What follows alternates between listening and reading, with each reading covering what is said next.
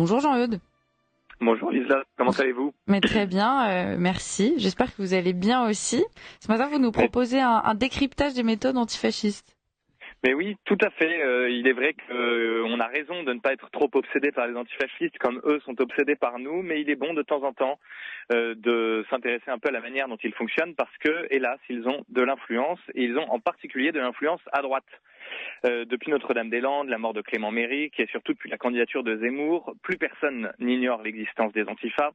Violence de rue, agression, tag anti-police, vitrines brisées, pas une semaine sans qu'ils ne fassent parler d'eux, conduisant un certain nombre de personnes à droite à affirmer, l'air pénétré, que ce sont eux les véritables fascistes. Alors bon, petit aparté, mais c'est évidemment un non-sens absolu, aussi stupide que l'expression nazi-islamiste, qui procède d'une volonté inavouée de plaire à l'adversaire en utilisant sa sémantique diabolisatrice, fût-ce pour tenter de la retourner contre lui.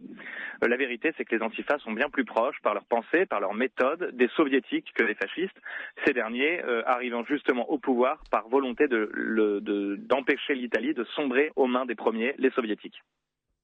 D'ailleurs, encore un aparté, mais si les fascistes ont usé de violence et l'ont esthétisé dans un climat de quasi-guerre civile face aux communistes, leur accession au pouvoir se fit sans meurtre de masse et on ne compte pas plus de 20 morts, ce qui est déjà beaucoup, pas plus de 20 exécutions politiques de 1922 à 1940, tandis que durant la même période, les soviétiques, eux, ont massacré et emprisonné des millions de personnes. Bref, passons sur cet aparté historique sur la violence. La grande force des antifascistes, c'est d'abord le mensonge et la terreur psychologique, bien avant la violence de rue. Le mensonge d'abord. On croit parfois que les mensonges colportés sur telle ou telle personnalité de droite, même éminente, sont une rumeur malhabile qui a enflé, une légère déformation journalistique, etc. Qu'est nenni. Aucun hasard quand on raconte que Zemmour est nazi ou que Le Pen niait l'existence des chambres à gaz alors que précisément il commençait sa phrase polémique par « je ne dis pas que ça n'a pas existé ». Aucun hasard enfin si les députés de la France Insoumise parlent de menaces terroristes, d'extrême droite et islamophobes alors que depuis 10 ans, ce sont systématiquement des islamistes qui commettent des massacres. Tout cela est parfaitement réfléchi, toujours, sur le principe d'une assemblée générale bien souvent, qu'elle ait lieu d'ailleurs en rédaction de presse ou à la faculté.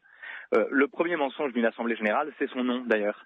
Elle est officiellement ouverte à tous pour exprimer la volonté générale, mais quiconque pense différemment en est exclu manu militari. À la vérité, l'objectif d'une assemblée générale, c'est d'abord de créer un narratif. Bien plus que pour prendre des décisions d'action, les AG sont là pour réfléchir collectivement à la manière de présenter les faits. J'en ai eu d'ailleurs quelques exemples très récemment, petit cas d'école d'ailleurs auquel j'ai assisté ces derniers jours. Nous organisons, vous le savez, des Feux de la Saint-Jean le 14 juin à Châteaubriand avec le mouvement Chouan, avec au programme galette bretonne, bagade, tir à la corde, danse traditionnelle, puis Feux de la Saint-Jean. Le tout sur un lieu privé, donc rien, absolument rien qui ne puisse être répréhensible par la loi, ni même par la morale gauchiste en théorie.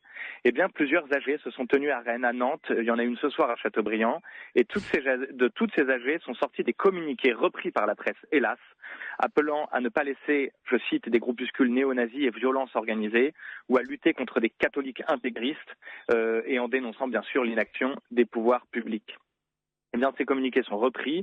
Fort de ces communiqués auxquels on prête d'autant plus de légitimité qu'on exagère le nombre de participants aux assemblées générales, des calomniateurs sont allés voir le curé de la paroisse du lieu, sont allés voir le chef des pompiers, bref, ont réussi à faire pression, tant et si bien que les journaux locaux parlent également de rassemblement néo-nazi, que la paroisse a pondu un communiqué pour se dissocier des catholiques intégristes. Cependant, le curé du lieu a fait retirer le communiqué quand il a pu dialoguer un petit peu avec nous, donc à sa décharge, il a été parfaitement honnête.